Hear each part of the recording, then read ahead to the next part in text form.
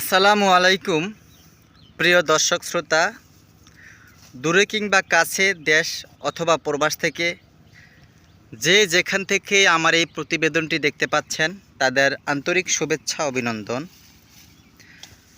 বন্ধুরা, দেখতে পাচ্ছেন আমি একটা ঘাসের জমির ভিডিও দেখাচ্ছি। এই ঘাসটা হচ্ছে ইন্দোনেশিয়ান স্মার্ট নেপিয়ার ঘাস।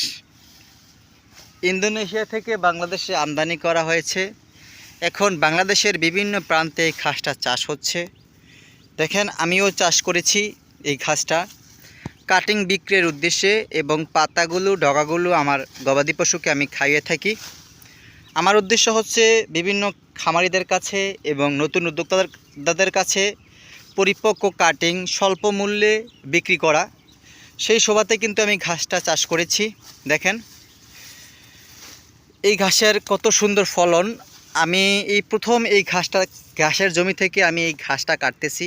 এই মাত্র দুইটা ছোপা 3টা ছোপা কাটছি।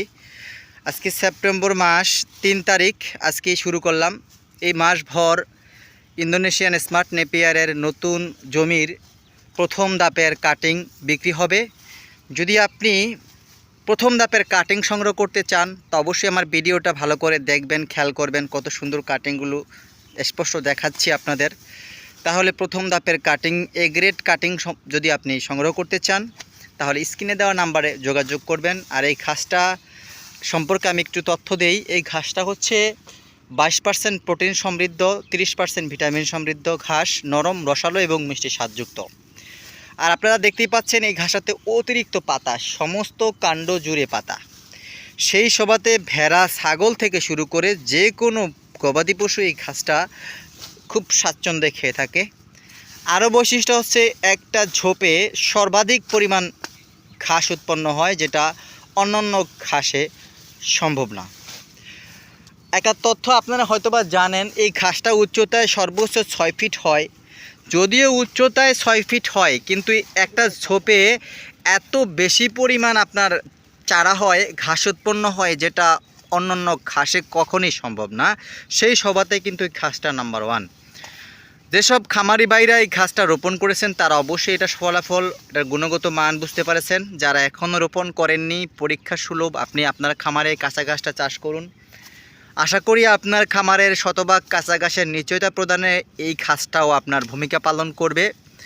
যদি আপনি কাঁচা ঘাসের উপর নির্ভর করে গবাদি পশু পালন করেন তাহলে আপনি অবশ্যই লাভবান হবেন, কারণ আপনারা জানেন গবাদি পশুর প্রধান খাদ্য হচ্ছে কাঁচা ঘাস।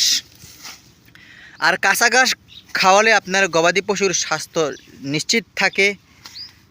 এখানে ফুড পয়জনিংয়ের সম্ভাবনা কম থাকে, কারণ আপনার এই কাঁচা ঘাসটা খাওয়ালে গরু জাবর কাটতে পারে।